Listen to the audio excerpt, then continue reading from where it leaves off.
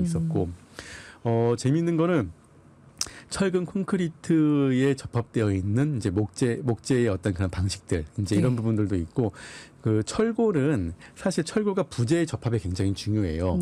부재의 접합 방식, 그러니까 부재를 붙이는 방식, 그다음에 이제 기둥과 볼을 붙이는 방식 이런 것들이 굉장히 중요한데 이게 이제 구조의 안정성을 담보하는 굉장히 핵심 요소라고 봅니다. 근데 여기에 이제 목조를 이제 붙이기 시작을 했어요. 근데 그게 되게 재밌더라고요. 그러니까 그 한그림 목조가는 두 개의 동으로 나눠져 있거든요. 하나는 주거동이고 하나는 이제 어린이 그 이제 그 도서관 이런 게 있어요. 그래서 두 개의 동으로 나눠져 있는데 주거동은 철근 콘크리트와 목재의 결합이고 그 다음에 이 어린이 도서관은 철골과 목재의 결합이에요. 나눠서 이제 했는데 그 철골 그 사이사이에 들어가 있는 그 목재들이 굉장히 그러니까 재미있게 붙어져 있고 아마 이거는 굉장히 기술적으로 많은 고민을 했을 것 같아요. 아, 철골에 목재를 붙이는 걸요. 예. 그래서 이게 철골이 그러니까 이제 구조적인 안정성을 담보할 수 있도록 그렇게 그 설계가 되어졌고 그래서 이제 그 보면은 그 이제 이 어린이집이 도서관 같은 이제 어린이집인데 그 높이가 이제 2개층 높이로 굉장히 그 높게 지어져 있어요. 그만큼 이제 목조를 가지고도 철골이 가지고 있는 개방감, 철골이 가지고 있는 그 확장성들을 그러니까 잘 이렇게 구현해낼 수 있는 그런 이제 그 의미를 가지고 있다고 보고 있고요. 그리고 그 이제 이 주거동에 가면 여기 이제 기숙사 같은 그러한 이제 시설을 사용을 하고 있는데 이제 그러니까 우리가 주거에 목재를 사용할 수 있다는 거 당연하게 이제 그것들을 증명을 해내고 있는 거고요.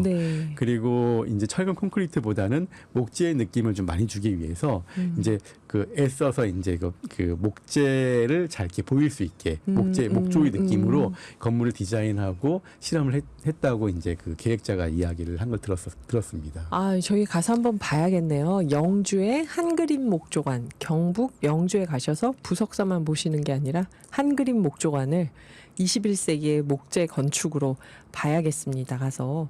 그럼 이 나무를 다 수입한 거죠? 저기 CLT를. 한그림 목조관에 사용된 나무는 전부 다 국내산 목재로 사용을 했다고 합니다. 그러니까 그 목재가 낙엽송이라고 낙엽송을 사용했다고 하는데 저도 이제 그 이 식재에 대한 부분들은 저도 전문가가 아니어가지고 전문가분들의 이야기를 들어보니까 이 낙엽송은 원래 우리나라 목조 건축에서 잘 사용되지 않았다고 하더라고요. 이게 워낙 단단해서 이게 이 못을 박아도 못이 잘 들어가지가 않고 그리고 이 조직의 치밀함 때문에 가공이 너무 어려워서 사실은 잘 이제 사용하지 않는 목재였는데 지금 이제 가공 기술이 워낙 발달하다 보니까 이 목재를 정말 자유자재로 사용할 수 있다고 하더라고요. 그리고 그 단단한 게 또 장점이 되겠네요. 예, 맞습니다. 그러면 CLT, 그러니까 그 나무를 가공하는 공학용 목재로 가공하는 가공 기술이 우리나라도 있는 거죠. 그럼 우리나라 낙엽송으로 우리가 만든 거죠. 예, 그러니까 여기에 그러니까 이제 많은 비용을 들여서 우리 그러니까 산림청이랑 그다음에 영주시에서 정말 실험을 한 거죠. 그리고 앞으로 이 목재 건축의 가능성을 확대시키기 위해서 여기에 이제 그 다양한 그러니까 사실 우리가 건물을 지을 때 이게 목조 건축이기 때문에 여기에 다른 이 구조적인 안정성을 담보하는 것들을 다 이렇게 인허가 과정에서 면제시켜 준 게 아니라 똑같이 그 인허가 과정에서 다 테스트를 한 거예요. 그리고 다 증명을 해낸 거고 예를 들면 내진 설계도 증명을 해낸 거고 그 다음에 이제 하중, 그러니까 이제 그 수직 하중도 있지만은 바람이 불었을 때의 하중이라든가 다양한 그러니까 비가 오거나 이제 눈이 쌓였을 때 이런 모든 것들을 다 증명을 해낸 거죠. 목재 건축이 아니라 기존 건축과 똑같은 기준으로 다 통과가 된 건물이네요. 그러면. 예, 맞습니다. 예, 여러분 라이오넬 리치의 헬로우 듣고 조금 쉬었다가 우리나라 목조 건축의 전망 이어가 보겠습니다. 황종대 광명시 도시재생지원센터장님과 지금 최근에 목조 건축 동향에 대해서 듣고 있는데요.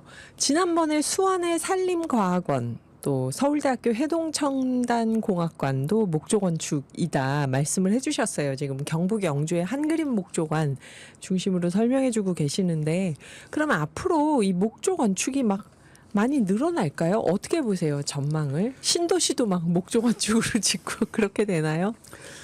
참고로 이제 현존하는 우리나라에서 가장 높은 목조 현대식 목조 건축은 서울대학교 해동첨단공학관 여기가 이제 7층 규모예요.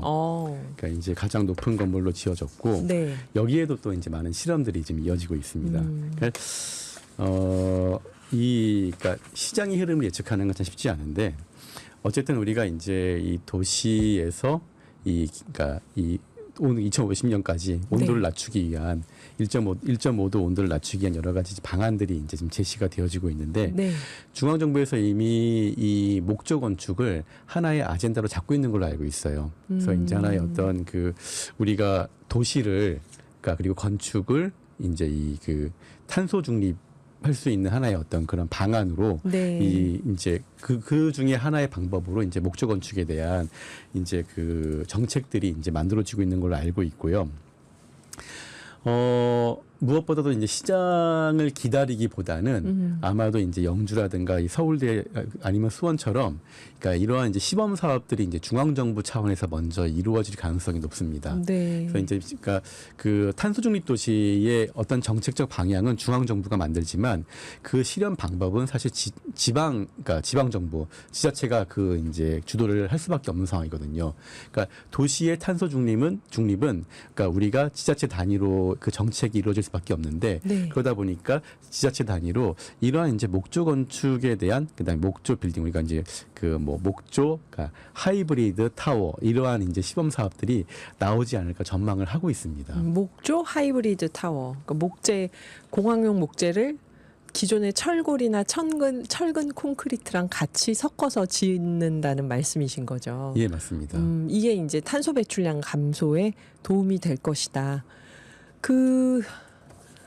이게 근데 그러면 우리나라도 이렇게 가게 될 거다. 외국은 이미 이제 이거 지금 실험 단계인가요? 외국도 다들? 아니면 예, 아직까지는 이게 모든 산업에 이게 이제 완전히 다 이렇게 스며들었다고 보긴 좀 어려운 것 같아요. 이제 좀 빠른 나라가 이제 프랑스라고 한다면 프랑스는 이제 건설 기준을 이미 만들었기 때문에 네. 이제 모든 신축 건물들은 그 기준을 맞출 수밖에 없는 상황이거든요. 그러면 이제 아마 프랑스를 위시하면 영국이든 독일이든 뭐 이런 나라들이 먼저 우선적으로 이러한 기술들을 개발해서 선도적으로 나갈 가능성이 높습니다. 네. 그러면 막 최종적인 신도시는 목조 건축으로 지은 신도시가 될 수도 있겠네요. 앞으로 가장 현대적인 세련된 신도시는. 예, 우리가 이제 아마 중앙정부 차원에서 우리나라는 상당히 기술이나 정책에 대한 흡수율, 그 다음에 이 속도가 굉장히 빠른 나라잖아요. 맞아요. 빠르죠. 예, 그러다 보니까 아마 이 목조에 대한 부분도 굉장히 빠르게 받아들이고 여기에 대한 기술도 굉장히 빠르게 발전을 시키실 것 같아요. 이제 그렇게 되면 자연스럽게 이게 이제 산업에도 영향을 미치게 될 거고, 신도시 이제 얘기도 하셨지만은, 그러니까 제 생각에는 아마 건설 기준이 빠르게 이제 바뀔 것 같아요. 그러면은 이제 그 건설 기준에 따라서 다양한 지원 정책이 나오게 될 거고, 그럼 이 지원 정책에 따라서 산업이 이제 막 그 확산되겠죠. 새로운 산업들이 생길 것이다. 목조 건축 방향으로. 예, 맞습니다. 그래요. 선생님 끝으로 하시고 싶은 말씀 마무리해 주신다면요. 시대가 변하는 시대가 전환되는 것은 어떻게 보면 이제 기술의 발전도 있었지만 사회의 필요도 있었어요. 그러니까 이제 근대 건축이 발전되게 된 가장 큰 이유는 도시로 사람들이 밀집을 하게 되고 여기에 대량으로 주택과 건물을 공급해야 되는 그런 상황 가운데에서 철근 콘크리트와 철골의 자재와 기술이 발전하게 된 이유가 컸던 거죠. 네. 이제는 그러니까 기후 위기라고 하는 사회적 동인이 만들어졌어요. 그리고 이제 우리가 이 공동체를 지속하기 위해서는 어떻게든 우리가 목표한 대로 전 세계 그러니까 인류 시민 차원에서 이 이제 그러니까 모든 분야에서 이 그 탄소 배출을 줄여야 하는 그러한 이제 어떤 그 과제를 다 안고 있는 거죠. 이제 여기에 그 목재라고 하는 기술이 새롭게 나오게 된 거죠. 그러면은 이제 그러니까 목재가 모든 산업을 다 바꿀 수 있다라고 하는 것은 어떻게 보면은 좀 섣부른 좀 그 예측일 수도 있지만은 네. 목재와 같이 그러니까 탄소 배출 그다음에 기후의 영향을 이렇게 조금 덜하게 하는 이러한 자재 기술들의 발전이 새로운 사회의 새로운 기술 새로운 건축으로 나오지 않을까 싶습니다. 네. 그래서 이제 그러니까 우리가 근대 건축 이후에 뭐 포스트 모더니즘, 그다음에 탈 모더니즘 뭐 이런 얘기를 많이 했는데 사실 이 모든 것들은 어떻게 보면 이제 쪽으로 넘어가는 그 전환기에 있지 않은가 싶습니다. 그래서 이 기후 건축이 새로운 자재와 새로운 재료, 그 다음에 새로운 기술을 발전시켜서 새로운 사회를 만들어가지 않을까 그렇게 예측해 봅니다. 그래요. 그 기후 건축의 흐름을 미리 알아보려고 하는 게 또 오늘의 기후의 건축학 개론 시간이고요. 지금까지 황종대 광명시 도시재생지원센터장님이셨습니다. 감사합니다. 네, 감사합니다.